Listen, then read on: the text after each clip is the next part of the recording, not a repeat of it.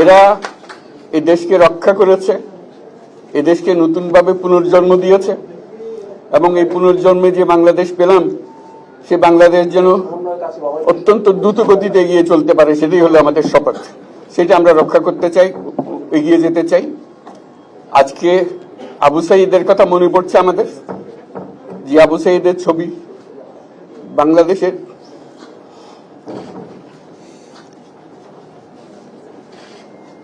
প্রতিটি মানুষের মনে গেঁথে আছে, এটা কেউ বলতে পারবে না। কি অবিশ্বাস্য একটা সাহসী যুবক, বন্দুকের সামনে দাঁড়িয়ে আছে, এবং তারপরে থেকে কোন যুবক, কোন যুবতী আর হার মানে নাই, সামনে গিয়ে আছে এবং বলছি যত গুলি মারো, মারতে পারো, আমরা আছি। তো যার কারণে এটা সারা বাংলাদেশ জুড়ে এই আন্দোলন ছড়িয়ে গেছে, এবং যার কারণে বাংলাদেশ এই দ্বিতীয়বার স্বাধীনতা অর্জন করলো। এই স্বাধীনতাটা আমাদেরকে রক্ষা করতেই হবে, শুধু রক্ষা করা নয়, এই স্বাধীনতার সুফল প্রতিটি মানুষের ঘরে পৌঁছাতে হবে, তা না হলে এই স্বাধীনতার কোনো দাম নেই। এই স্বাধীনতাটাকে পৌঁছানো হলে আমাদের শপথ, আমাদের যে প্রতিজ্ঞা, যে আমাদেরকে এটা করতে হবে, ঘরে ঘরে পৌঁছাতে হবে। মানুষ যেন জানে যে বাংলাদেশ স্বাধীন হওয়ার অর্থ হলো তার নিজের ভবিষ্যতের পরিবর্তন, এটা যেন প্রত্যেকে বুঝে নেয়।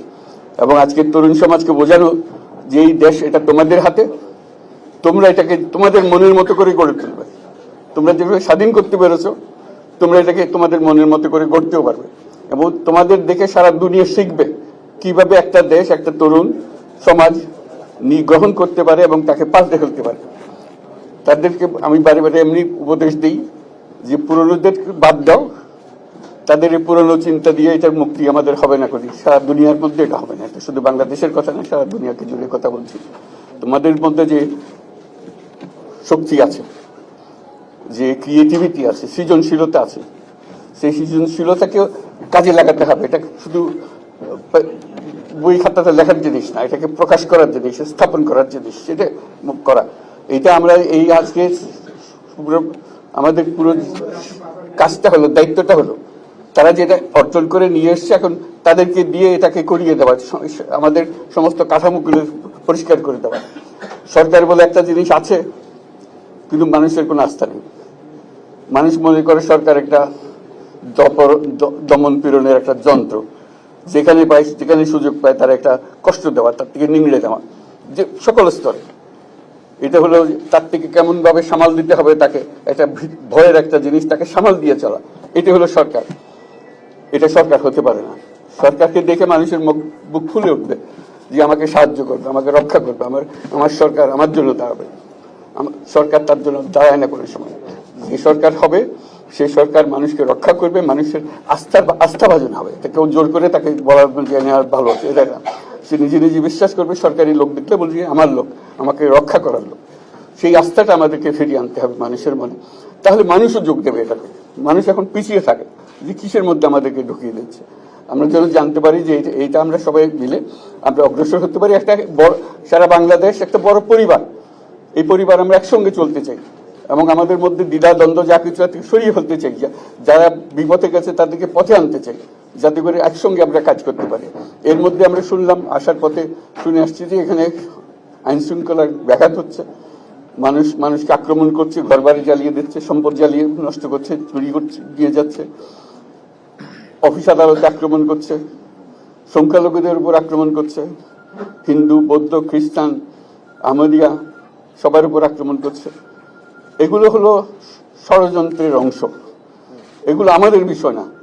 আমাদের কাজ হলো এটাকে রক্ষা করা, সবাইকে রক্ষা করা, প্রতিটি মানুষকে, প্রতিটি মানুষ আমাদের ভাই, আমাদের বোন, তাদেরকে রক্ষা করা, এবং আমাদের একটা শৃঙ্খলা ফিরিয়ে আসা। বিশৃঙ্খলা, সহিংসতা, এগুলো হলো অগ্রগতির বড় শত্রু। আমাদের যে যাত্রা শুরু হলো, সেই যাত্রার শত্রু। কাজে এই শত্রুকে যাতে রোধ করা যায়, তাদেরকে বুঝিয়ে শুনিয়ে হোক, তাদেরকে আইন শৃঙ্খলার হাতে দিয়ে হোক, এটা বোঝাতে হবে। তাকে মেরে পেটে, এটা ঠিক না। আইন শৃঙ্খলা নিজের হাতে ঠিক না। তাকে আমাদের আইন শৃঙ্খলা বাহিনী এমন হতে হবে তাদের হাতে সুপর্দ করলে আমরা নিশ্চিন্ত থাকবে তার একটা বিহিত হবে। এমনগুলো আমরা হাতে দিয়ে দিলাম, 2 টাকা দিয়ে আবার ছেড়ে দিল, এটা যেন আবার না হয়। আমাদের সেই আস্থাটা আমাদেরকে আনতে হবে। কাজে আইন শৃঙ্খলা এখন আমাদের প্রথম কাজ। এই আইন শৃঙ্খলা ঠিক না হওয়া পর্যন্ত এটা আমরা অগ্রসর করার জন্য পদক্ষেপ নিতে পারবো না। আপনারা আমার উপরে আস্থা রেখে আমাকে জানিয়েছে, ছাত্ররা আমাকে আহ্বান দিয়েছে, সেটাতে আমি সাড়া দিয়েছি। দেশবাসীর কাছে আমার আবেদন, আপনারা যদি আমার উপরে বিশ্বাস রাখেন, আমার উপরে ভরসা রাখেন, তাহলে নিশ্চিত করেন যে দেশে কোনো জায়গায় কারো উপরে হামলা হবে না।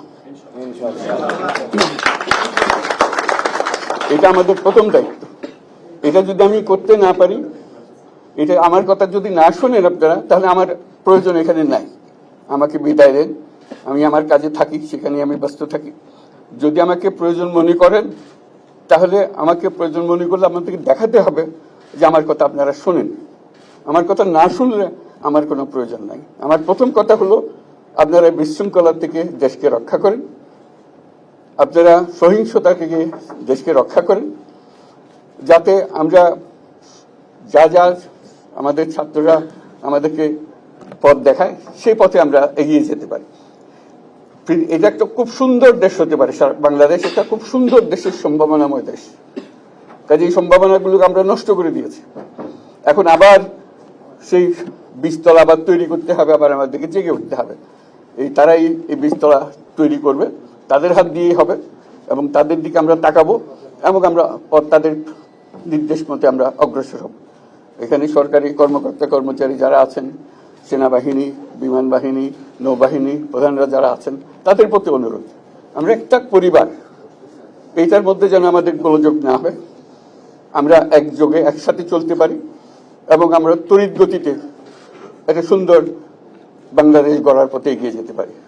সেটাই আমার কামনা। আপনাদের সবার কাছে আবেদন, আমাদেরকে সেই সুযোগ দেন, আমরা সেই পথে আমরা যেন অগ্রসর হয়ে নিজের প্রশান্তি পাই। পৃথিবীর সবাই আগ্রহ করে তাকিয়ে আছে আমাদের দিকে। এখানে যখন ছাত্ররা রাস্তায় নেমেছে, পৃথিবীর সব জায়গা থেকে অভিনন্দন এসছে, যে তারা অবাক হয়ে গেছে। আমাদের তো গা শিউরে উঠেছে, প্রতিদিন যা হয়েছে অবিশ্বাস্য কাণ্ড। তাদেরও এটা স্পর্শ করেছে, তাদের তরুণরাও জেগে উঠছে আমাদের ছেলে মেয়েদের এই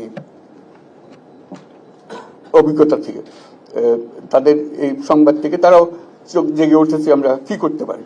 কাজে আমাদের কাজ হবে এগুলো সম্পূর্ণ করা। আমরা আজকের থেকে শুরু করলাম, সেটা আশা করি আমরা দ্রুত গতিতে এগিয়ে যেতে পারবো। সবাইকে ধন্যবাদ।